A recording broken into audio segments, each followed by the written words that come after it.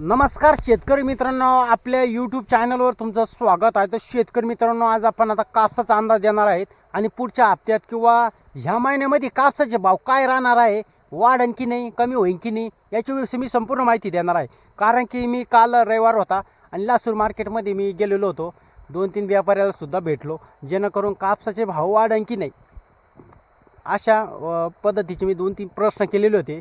तुरीविषयी सुद्धा मी प्रश्न केले, जेणेकरून आपली जे मूलभूत धान्य आहे किंवा कापूस आपल्या प्रामुख्याने आपल्या इकडे पिके घेतले जातात त्याच्याविषयी मी संपूर्ण डिस्कशन केलं. तर कापसाचा जरा अंदाज बघितला तर शेतकरी मित्रांनो, कापसाचे भाव वाढायचे खूप चान्सेस कमी आहे.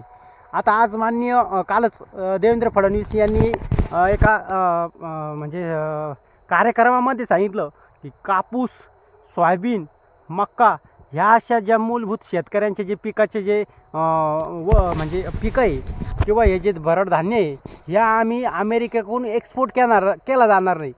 परंतु मला असं वाटतं आहे की अमेरिकेकडून एक्सपोर्ट होणार म्हणजे होणार, आणि ते बी 0% होणार असं मला एक अंदाज आहे. तर जे माझं म्हणणं आहे की कापसाचे भाव तर काही वाढणारच नाही. ह्या महिन्यात जरा बघितले तर कापसाचे भाव वाढणारच नाही, व्यापारी सांगताय डायरेक्ट.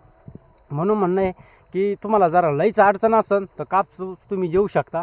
परंतु तुम्हाला जरा लॉंग टाईम जरा ठेवण्याची कॅपॅसिटी असली किंवा तुमच्याकडं समजा कोणत्याही प्रकारचं देणं घेणं नसलं तर तुम्ही कापूस ठेवू शकता. असं एक माझा व्यापाऱ्यांची माहिती आणि जे आपला मार्केटमधला अनुभव याच्या आधारात मी सांगत आहे. जेणेकरून कापसाचा भाव सध्या फेब्रुवारीमध्ये नाही सांगतात, पण मार्चमध्ये एखाद्या वेळेस वाढला तर वाढू शकतो. म्हणजे कसं की 8,000पर्यंत जाऊ शकतो, असा एक माझा अंदाज आहे. पण जेव्हा वाढेल तेव्हा नक्की सांगा. आणि 8-8 दिवसाला किंवा 10-10 दिवसाला कापसाचं अपडेट हे मी टाकतच राहील, जेणेकरून कापसाची शेतकऱ्यांना ओढ लागलेली आहे.